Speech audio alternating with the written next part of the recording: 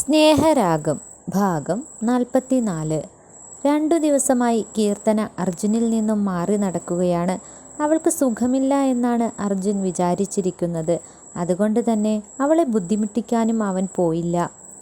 രാവിലെ എണീറ്റ് കിച്ചണിലെ ജോലികൾ ഓരോന്നായി തീർക്കുകയാണ് കീർത്തന. കഴിഞ്ഞ ദിവസങ്ങളിലെ കാര്യങ്ങൾ അവൾ മറന്നു തുടങ്ങിയിരിക്കുന്നു. ആദ്യ ദിനങ്ങളിൽ അർജുനോടുണ്ടായിരുന്ന കുറ്റബോധം പതിയെ പതിയെ കുറഞ്ഞു വന്നു. അർജുനും ശ്രീകുട്ടിയും നല്ല കൂട്ടാണ്. ശ്രീകുട്ടിക്ക് അച്ഛനില്ല എന്ന ഒരു കുറവ് വരുത്താതെ എന്തിനും ഏതിനും അവൻ കൂടെ നിൽക്കാറുണ്ട്.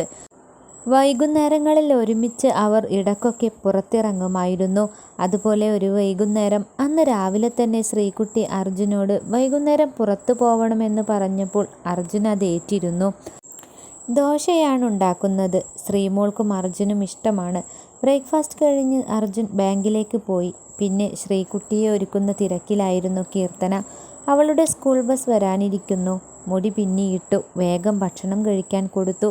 പിന്നെ ഒരു വിധത്തിൽ ഒരുക്കി. ശ്രീകുട്ടിയും അർജുനും പോയാൽ പിന്നെ കീർത്തന തനിച്ചാണ്. അവർ വരുന്നത് വരെ. ശ്രീകുട്ടി സ്കൂളിൽ പോകുന്നത് വരെ വേഗം എല്ലാ ജോലികളും തീർക്കും. എന്നാൽ അവൾ സ്കൂളിൽ പോയി കഴിഞ്ഞാൽ പിന്നെ പതിയെ ആകും ജോലി ചെയ്യൽ. അങ്ങനെ ഓരോരോ ജോലികളായി തീർന്നു വരുമ്പോഴാണ് ഫോണിൻ്റെ ബെൽ ശബ്ദം കേട്ടത്. അവൾ ചെന്ന് ഫോൺ എടുത്തു. രഞ്ജിത്താണ്. ആദ്യം അവൾ അവൻ്റെ പേര് സേവ് ചെയ്തിരുന്നില്ല. എന്നാൽ പിന്നീട് അർജുൻ്റെ ഫോണിൽ നിന്നും നമ്പർ എടുത്ത് സേവ് ചെയ്യുകയായിരുന്നു. ഫോൺ ബെൽ നിന്നപ്പോൾ അവൾ ഫോണും കയ്യിൽ പിടിച്ച് അങ്ങനെ തന്നെ നിന്നു. അർജുനോട് കുറ്റബോധമുണ്ടായിരുന്നുവെങ്കിലും രഞ്ജിത്തിൻ്റെ ഫോൺ വന്നപ്പോൾ വീണ്ടും പഴയ കീർത്തന അവളുടെ ഉള്ളിൽ തലപൊക്കി. ഫോൺ എടുക്കാമായിരുന്നു. അപ്പോഴേക്കും കട്ടായിപ്പോയി. അവൾ മനസ്സിൽ വിചാരിച്ചു. മനസ്സിൽ അവൾ രഞ്ജിത്തിനെ വിചാരിച്ചിരുന്നു. എന്തേ അങ്ങനെ തോന്നാനെന്നവൾ പലയാവർത്തി മനസ്സിൽ ചോദിച്ചെങ്കിലും ഉത്തരം കിട്ടിയില്ല. അവൾ രഞ്ജിത്തിൻ്റെ സൗഹൃദത്തിൽ ആനന്ദം കണ്ടെത്തിയിരുന്നു എന്നതാണ് സത്യം. അവൾ ഓരോന്നാലോചിച്ചപ്പോഴേക്കും വീണ്ടും ഫോൺ ശബ്ദിച്ചു. പതിയെ ഫോണെടുത്ത് കാതോട് ചേർത്തു. ഹലോ, എന്നെ മറന്നോ? അപ്പുറത്ത് നിന്നും ചോദ്യം കേട്ടപ്പോൾ അവൾ അല്പനേരം മൗനമായി നിന്നു. അവൾ തൻ്റെ ഉത്തരത്തിനായി പരതി. മറക്കാനോ? അങ്ങനെ എന്തായാലും ഉണ്ടായിട്ടില്ല, അവൾ പതിയെ പറഞ്ഞു. ഇന്ന് ഓഫീസിലേക്ക് പോയില്ലേ? അവൾ ചോദിച്ചു. ഇല്ല, ഇന്ന് പ്രത്യേകിച്ച് തിരക്കൊന്നുമില്ല. അപ്പോൾ പോയില്ല. പിന്നെ 1-2 കേസുകൾ വീട്ടിലേക്ക് വരാമെന്ന് പറഞ്ഞിട്ടുണ്ട്. അവർ വന്നുപോയി. പിന്നെ ഗായത്രി സ്കൂളിലേക്കും കൂടെ പോയതുകൊണ്ട് ഞാൻ തനിച്ചായി. എന്തോ നിന്റെ മുഖം മനസ്സിൽ നിന്നും മായുന്നില്ല, അവൻ പറഞ്ഞപ്പോൾ അവളുടെ ഉള്ള് കോരിത്തരിച്ചുപോയി. വിളിച്ചാൽ എടുക്കാതിരിക്കുമോ എന്ന് ഞാൻ ഭയപ്പെട്ടു, അവൻ പറഞ്ഞു. അവൾ നിശബ്ദയായി കേട്ടിരുന്നു. അന്ന് ഞാൻ അവിടെ നിന്നും പോന്നതിൽ പിന്നെ നിന്റെ ഗന്ധം എപ്പോഴും എൻ്റെ മനസ്സിൽ നിറഞ്ഞു നിൽക്കുന്നു. മറക്കാൻ എനിക്ക് കഴിയുന്നില്ല. അവൻ പറയുന്ന വാക്കുകൾ കീർത്തനയുടെ മനസ്സിൽ കുളിർമഴ പെയ്തുന്ന ഒരു പ്രതീതിയായിരുന്നു. അവളുടെ ഹൃദയമിടിപ്പിൻ്റെ താളം കൂടി. ഇനിയൊരിക്കലും തെറ്റുകൾ ആവർത്തിക്കില്ലെന്ന് ഉറപ്പിച്ചിരുന്ന ആ മനസ്സിൽ ഉറപ്പിൻ്റെ കെട്ടുകൾ പൊട്ടാൻ തുടങ്ങി. അവൾ ആകെ പ്രണയപരിവശയായി തീർന്നു. അവൾക്ക് അവനോട് എന്തെന്നില്ലാത്ത പ്രണയം തോന്നി. എന്തേ ഒന്നും പറയാത്തത്? അവൻ ചോദിച്ചു. ഞാൻ വിളിച്ചത് ഇഷ്ടായില്ലെങ്കിൽ ഞാൻ ഫോൺ വയ്ക്കാം, അയാൾ പറഞ്ഞു. അയ്യോ, അങ്ങനെയൊന്നുമില്ല, ഫോൺ വയ്ക്കണ്ട. അത് കേട്ടതും അവൾ ഉടനെ തന്നെ പറഞ്ഞു. സത്യത്തിൽ തനിക്ക് രഞ്ജിത്തിനോട് പ്രണയം തന്നെയാണോ എന്നവൾ ചിന്തിച്ചു. അർജുനും മോളും പോയോ? അവൻ ചോദിച്ചു. ഉവ്വ്, രണ്ടാളും പോയി. കുറച്ചു നേരായി, അവൾ പറഞ്ഞു. എന്നാൽ ഞാൻ അങ്ങോട്ട് വന്നോട്ടെ? കുറച്ചു നേരം സംസാരിച്ചിരിക്കാം, അവൻ പറഞ്ഞപ്പോൾ. വേണ്ട, അത് ശരിയാവില്ല. അപ്പുറത്തുള്ള എല്ലാവരും കേൾക്കും, അവൾ പറഞ്ഞു. എന്നാൽ ഇങ്ങോട്ട് വരാമോ? ഗായത്രി സ്കൂളിലേക്ക് പോയപ്പോൾ ഞാൻ തനിച്ചായി. നമുക്കൊന്ന് കാണാമല്ലോ, അവൻ പറഞ്ഞു. അവൾക്ക് വേണ്ട എന്ന് പറയാൻ തോന്നിയില്ല. നോക്കട്ടെ, അവൾ അങ്ങനെയാണ് പറഞ്ഞത്. അങ്ങനെ പറഞ്ഞാൽ പറ്റില്ല. ഇങ്ങോട്ട് വന്നിട്ടില്ലെങ്കിൽ ഞാൻ അങ്ങോട്ട് വരും, അവൻ പറഞ്ഞു. ഒടുവിൽ അങ്ങോട്ടും ഇങ്ങോട്ടും തർക്കിച്ചുകൊണ്ട് അവൾ അങ്ങോട്ട് ചെല്ലാമെന്നേറ്റു. അവൾ പുഞ്ചിരിയോടെ ഫോൺ വെച്ചു. രഞ്ജിത്തിനോട് തർക്കിക്കുന്നതെല്ലാം അവൾ ആസ്വദിക്കുന്നുണ്ടായിരുന്നു. അവൾ അർജുനെ മറന്നതുപോലെയായി. അർജുൻ പണ്ട് വന്ന് അവൾക്ക് ആശ്വാസമേകിയപ്പോൾ ശബരിയെ മറന്നതുപോലെ. കീർത്തന വേഗം പണിയെല്ലാം തീർത്ത് ഒരു മൂളിപ്പാട്ടും പാടി തോർത്തും കുളിച്ചു മാറാനുള്ള ഡ്രസ്സും എടുത്ത് വാഷ്റൂമിലേക്ക് പോയി. കുളി കഴിഞ്ഞിറങ്ങി ഏത് സാരി എടുക്കുമെന്ന മട്ടിൽ അലമാര തുറന്നു നോക്കി. ഇളം നീല നിറത്തിലുള്ള ഒരു സാരി എടുത്തു. അതിന് മാച്ചായ ഒരു ബ്ലൗസും. സാരി ഉടുത്ത ശേഷം അവൾ കണ്ണാടിക്ക് മുന്നിൽ വന്നു നിന്നു. മുടി കൈകൊണ്ടൊന്ന് വിടർത്തിയിട്ടു. തൻ്റെ മുഖത്ത് ഇത്തിരി നാണമുണ്ടോ എന്നവൾക്ക് തോന്നി. മുടി പിന്നിയിട്ടു. പൊട്ടും കമ്മലുമെല്ലാം അണിഞ്ഞപ്പോൾ അവൾക്ക് താൻ സുന്ദരിയായിട്ടുണ്ടെന്ന് സ്വയം തോന്നി. വീട്ടിൽ നിന്നും ഇറങ്ങി ഒരു ഓട്ടോ പിടിച്ചുകൊണ്ട് അവൾ രഞ്ജിത്തിൻ്റെ വീട്ടിലേക്ക് പോയി. രഞ്ജിത്ത് ഹാളിൽ തന്നെ ഇരിക്കുന്നുണ്ട്. ഒരു ഓട്ടോയുടെ ശബ്ദം കേട്ടപ്പോൾ കീർത്തനയായിരിക്കുമെന്നവൻ ഊഹിച്ചു. അവൻ ചെന്ന് വാതിൽ തുറന്നു. ഓട്ടോയ്ക്ക് കാശ് കൊടുത്ത് കീർത്തന തിരിഞ്ഞു നോക്കിയപ്പോൾ രഞ്ജിത്ത് വാതിൽക്കൽ തന്നെ നിൽപ്പുണ്ട്. രഞ്ജിത്തിൻ്റെ അടുത്തേക്ക് വന്നതിനാൽ ആരെങ്കിലും കണ്ടാൽ തന്നെയും കേസുമായി ബന്ധപ്പെട്ട് കക്ഷികൾ ആരെങ്കിലും ആയിരിക്കുമെന്ന് കരുതും എന്നയാൾക്ക് അറിയാമായിരുന്നു. അയാൾ കീർത്തനയുടെ കണ്ണുകളിലേക്ക് നോക്കി. തന്നെ മുഴുവൻ ആവാഹിച്ചെടുക്കാൻ മാത്രം ശക്തിയുള്ള അത്രയും വശ്യത ആ കണ്ണുകൾക്കുണ്ടെന്ന് അയാൾക്ക് തോന്നി. അവൾ അകത്തേക്ക് കയറിയപ്പോൾ അയാൾ ചെന്ന് വാതിലടച്ചു. അവൾ ബാഗ് ടീപോയിൽ വെച്ചു.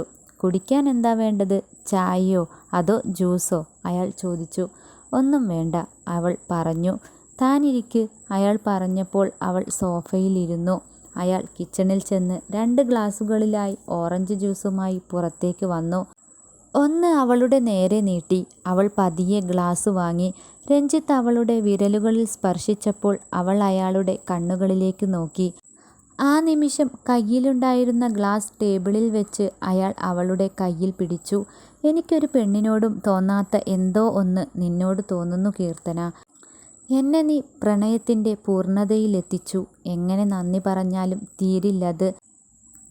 അന്ന് അവിടെ രാത്രിയിൽ സംഭവിച്ച കാര്യങ്ങൾ ഓരോ നിമിഷവും എന്നിൽ നിറഞ്ഞു നിൽക്കുന്നു. നീ എനിക്കന്ന് നൽകിയത് മറക്കാനാവാത്ത രാത്രിയാണ്. അയാൾ അവളെ വാനോളം പുകഴ്ത്തി. അവൾക്ക് അവൻ തന്നെ ശക്തമായി കെട്ടിപ്പിടിച്ചെങ്കിൽ എന്ന് തോന്നി. അവൾ ജ്യൂസ് മെല്ലെ മൊത്തിക്കുടിച്ച് ഗ്ലാസ് ടേബിളിൽ വെച്ചു. അയാൾ അവളുടെ അരികിലേക്കിരുന്നു. അവളുടെ ശ്വാസത്തിൻ്റെ ഗതി ഉയർന്നു. മാറിടം ശക്തിയായി ഉയരുകയും താഴുകയും ചെയ്തു. നിശബ്ദമായ ഹാളിൽ ഫാനിൻ്റെ ശബ്ദം മാത്രം കേൾക്കാം. അവൻ അവളെ പതിയെ എണീപ്പിച്ച് മുറിയിലേക്ക് കൊണ്ടുപോയി. അവൾ വാതിൽക്കൽ തന്നെ ഒരു നിമിഷം നിന്നു. അവൻ അവളുടെ കയ്യിൽ ബലത്തോടെ പിടിച്ചുകൊണ്ട് കട്ടിലിനരികിലേക്ക് പോയി. അവൾ അനുസരണയുള്ള കൊച്ചുകുട്ടിയായി മാറി. അവൻ അവളെ വലിച്ച് തൻ്റെ മാറിലേക്കിട്ടു. അവളുടെ സാരി അഴിച്ച് അയാൾ മുറിയുടെ മൂലയിലേക്കിട്ടു. ബ്ലൗസിൻ്റെ ഹുക്കുകൾ ഓരോന്നായി പതിയെ മാറ്റിക്കൊണ്ടിരുന്നു. അവൾ കണ്ണടച്ചിരുന്നു. അയാൾ അവളിൽ നിന്നും വസ്ത്രങ്ങളെല്ലാം അടർത്തി മാറ്റി. അവളെ പതിയെ ബെഡിലേക്ക് ചായ്ച്ചു കിടത്തി. അവളുടെ ശരീരം മുഴുവൻ അയാൾ പടർന്നു. അയാളുടെ കൈകൾ അവളെ തലോടി. അവൾ കാമത്തിൻ്റെ നെറുകയിലെത്തി. അവൻ അവളിൽ നിന്നും ഓരോ നിമിഷത്തിലും ആനന്ദം കണ്ടെത്തി. 2 പേരും ഒരുപോലെ തുല്യശക്തികളായിരുന്നു. കീർത്തന പതിയെ കണ്ണുകൾ തുറന്നു. ഉറക്കത്തിൻ്റെ ആലസ്യം കണ്ണുകളിൽ നിറഞ്ഞു നിന്നു. അവൾ പുതപ്പെടുത്തു മാറ്റി എണീക്കാൻ ശ്രമിച്ചപ്പോഴാണ് തൻ്റെ ശരീരത്തിൽ ആ പുതപ്പിൻ്റെ മറ മാത്രമേയുള്ളൂ എന്നവൾക്ക് മനസ്സിലായത്. അവൾ രഞ്ജിത്തിനെ ഒന്ന് നോക്കി. നല്ല മയക്കമാണ്. അവൾ പതിയെ എഴുന്നേറ്റ് വാഷ്റൂമിൽ പോയി നന്നായൊന്ന് കുളിച്ചു വന്നു. സാരി മാറുമ്പോഴുണ്ട് രഞ്ജിത്ത് കുസൃതി ചിരിയോടെ തന്നെ അവളെ നോക്കി കിടക്കുന്നു. അവൻ അവളെ വീണ്ടും അവിടേക്ക് ചെന്ന് കിടക്കാൻ കണ്ണുകൾ കൊണ്ട് ആംഗ്യം കാണിച്ചു. അവൾ വാച്ചിലേക്ക് ചൂണ്ടി സമയം ഒരുപാടായെന്ന് കൈകൊണ്ട് ആംഗ്യം കാണിച്ചു. ഞാൻ പോവാട്ടോ, മോളെത്താറായി. അവൾ വന്നാൽ എന്നെ കണ്ടില്ലെങ്കിൽ പരിഭ്രമിക്കും, അവൾ പറഞ്ഞു. കുറച്ചു കഴിഞ്ഞിട്ട് ഞാൻ ആക്കിത്തരാം. റോഡിൽ നിന്നും കണ്ടപ്പോൾ ലിഫ്റ്റ് തന്നതാണെന്ന് പറഞ്ഞാൽ മതി, അവൻ കള്ളച്ചിരിയോടെ പറഞ്ഞു. വേണ്ട, ഞാൻ പൊയ്ക്കോളാം, അവൾ നിരസിച്ചു. ഇനി എന്നാ ഇങ്ങനെ? നാളെ വരുമോ? അവൻ ചോദിച്ചു. ഏയ് ഇല്ലാട്ടോ, ഇന്ന് തന്നെ എങ്ങനെയാ വന്നതെന്നറിയോ?